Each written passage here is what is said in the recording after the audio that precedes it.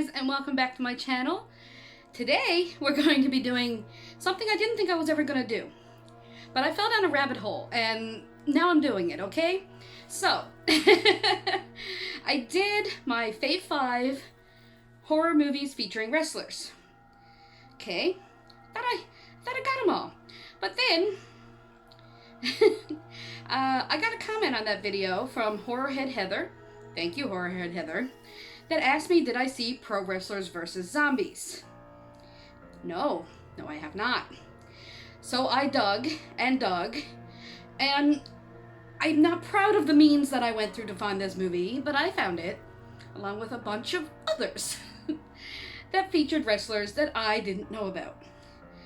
As for Pro Wrestlers vs. Zombies, it was terrible. I fucking loved it. Okay, if you like, you know, not the best movies, but still, what the fuck? Yes, do it, okay? But it's not gonna be on this list. So, I'm gonna do now horror featuring wrestlers, part 2. Because I found some. Now, there is a few on here that I've already seen. Most of them I've already seen, actually, that I've picked. But I found a fuck ton, so there might be a part 3 of this. I don't know where my actual, list went. I have my notes here, but I don't know where my actual list went. All I have listed here are the 5 that I chose for this video. But there are more. There are more, and I think there's gonna be more. Because wrestling is coming back, man. Wrestling is getting good. And yes, I am a shill for fucking AEW. I don't care. I love AEW. That's my kind of wrestling. I like WCW back in the day. I like AEW now. I like the Attitude Era, of course. That was when I was, that was prime wrestling time for me. I'm old. That was, the Attitude Era was my time. I was in high school. That was just what I loved. So, joining me today, we have some special guests. We have our lovely Fiend, whose head is cut off, I do believe. But he's there. Mr. Wyatt is right there. Who I'm hoping is going to be coming back to wrestling soon. If not to AEW, which I don't think he'd fit perfectly into, but he'd work. I would like him to come to Impact. He'd work better. And we have Daniel Bryan, who is in AEW now, and I can't wait to see what's happening there. And y'all, look at this little figure I bought at the dollar store. This was official WWE licensed. Look at him. Look at him. Oh, focus on Tiny Taker. Come on. Focus on Tiny. Don't see me. Focus on Taker. Oh, he won't focus. Hims won't focus on the Taker. Come on now. It's so bad. I had to have him as soon as I seen him. Whoops, don't fall. Stay. Alright. So, let's get into the list. I've rambled on for 3 minutes about wrestling so far, so let's just go on to the list, okay? So number 5 on my list is a movie called Penance Lane. I don't know who directed this. I don't know. I just have written down that it stars Tyler Mane, who was briefly in WWE, I believe, and WCW, maybe? I don't know, but he was a wrestler. But he's mostly known now for being an actor. This also has Booker T in it, which was fun. And at one point, a man drives up on a motorcycle, and I'm looking at this guy like he's wearing sunglasses and a hat and stuff, and I'm like, if that ain't DDP, then the man spoke. And that is fucking Diamond Dallas Page right there. So you got 3 wrestlers in this movie, but it stars Tyler Mane throughout the whole movie. This movie is kind of off the rails, okay? It's kind of crazy. This man, played by Tyler Mane, gets out of prison, and his friend in prison, this scene is at the beginning, is Booker T. Booker T and his crew hole up in this house. They got this money that they stole. They're trying to hide the money. Then something starts killing his entire crew. So Booker T books it and leaves his crew all dead in this house and the money, and gets picked up by the sheriff on the way out of town. Hold that thought on the sheriff. Okay? So he's in jail, befriends Tyler Mane's character, who has the most badass name. The man's name is Crimson. His name is legitimately Crimson. How cool is that? Okay, so Crimson goes back to this town. He's getting released. He goes back to this town, and Booker T's character's like, go find that money. The money is in the house somewhere. Best kind. He realizes this house in this town is looking for someone to fix it up. The priest in the town, or whatever he is like, hey, I'm looking for someone. I'll pay him $400 a week to come in and help clean up this house so we can sell it, whatever. And you get to stay there for free. So he's like, yeah, bonus, I'll take that job because the money's somewhere in this house. So he's in this house. Mysteriously, the money is supposed to be in the basement. That's where Bokechi said it was. And the basement is sealed up completely. So I'm going to spoil this movie, all these movies. But I just really found this one cool. The basement's sealed up. And at night, these humanoid, I don't know, Texas Chainsaw Massacre type things come out, and like these masked people, but they're like kind of feral, come out, and they're all dressed different. I don't know, it's weird. They come out and try to kill you, and they kill a bunch of people. Like, some kids break into the house because they think it's abandoned and they're partying, and Buddy's like, hey, why are you in my house? They all get killed. Then I mentioned Scout Taylor Compton. Laurie from the remake of Halloween, also starring Tyler Reed. She's in this as well. They befriend each other in the movie. But anyway, turns out there is an organ harvesting thing going on in the basement that the preacher's doing, plus the sheriff is involved, who captures people and just tortures them and breaks them and turns them into these masked people. That's what's happening. This is kind of weird. It's out there, but Tyler Mane does a great job. And can I say, that man is gorgeous. I'm usually drooling over women in horror movies, but this guy looks like if you took Triple H and slimmed him down, like, you know, trimmed him down, not big bulky Triple H, but like slim Triple H, but he has the beard and the shape. I like it. That's what I'm saying. I like it. It's good. Anyway, that's Penance Lane. You should see Penance Lane. It's not like a blockbuster, but it's a good watch. I really liked it. So now on to number 4. Number 4 is called 12 Hour Shift. This is on Shudder, I do believe. It was on Shudder when I watched it. I'm hoping it's still on Shudder. This one stars Angela Bettis, who I love. But featured in it, in a very small role, I'm letting small roles come into play here because you can't have them starring wrestlers all the time. But there's wrestlers in it. This one has my favorite wrestler of all time. I'm looking over here at a wall dedicated to the man right now. From when I met the man. Autographed pictures. Mick Foley. Mick Foley is in this movie. And he is terrifying. So scary. And also, not a wrestler, but still a wrestler. But if I counted him as a wrestler, then every movie I've ever loved in my life will probably be on this list. Because David Arquette is in this. Now, he is not technically a professional wrestler, but he was WCW champion. Not going to talk about that. And he's a huge wrestling fan. And he has a documentary out called You Can't Kill David Arquette, which features him. I need to sneeze, that's why I keep pausing. You Can't Kill David Arquette. That features him being basically killed. Because, yeah, he's such a wrestling fan. He loves extreme wrestling. I'm not going to talk about David Arquette. I'm rambling about David Arquette, but he's in this. And again, mwah, that man is a kink all his own. I said that. Yes, I did. Anyway, 12 Hour Shift is about Angela Bettis, who is a nurse. She does the overnight shift, 12-hour shifts, but also to feed her addiction, she's addicted to painkillers and stuff. She kills people and harvests their organs to sell to Mick Foley. A lot of organ harvesting going on in these two movies.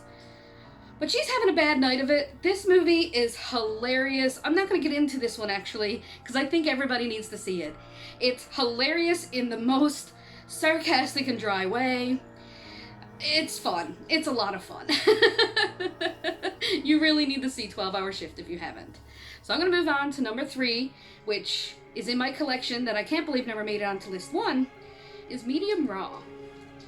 This, I don't know where you can find this. I really don't. I bought it at my local video store when it shut down. But this stars, well,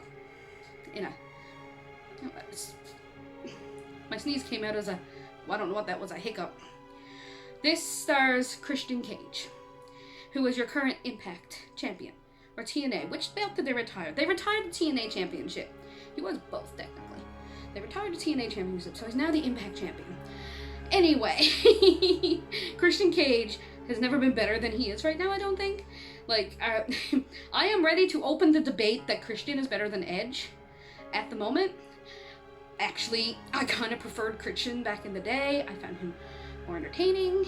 I don't know. He's just a fun dude.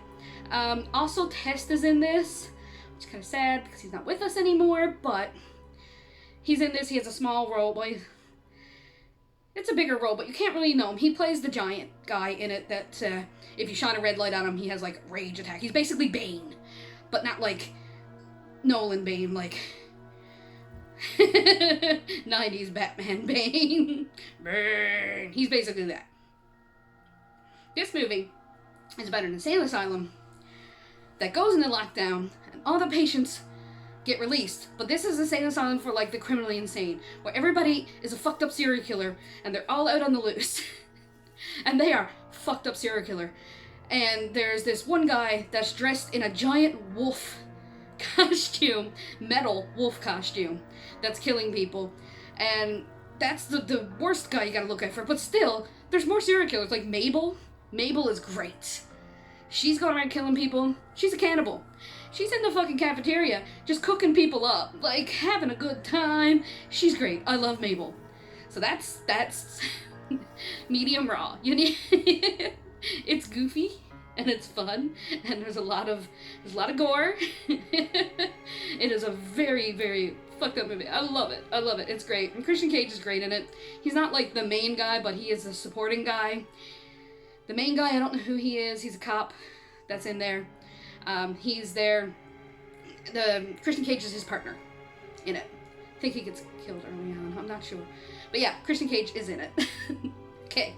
Anyway, moving on to number 2, which I had the second one of these was my number 1 on my first list, and that's See No Evil, the first one. So number 2 is See No Evil. This obviously is Kane.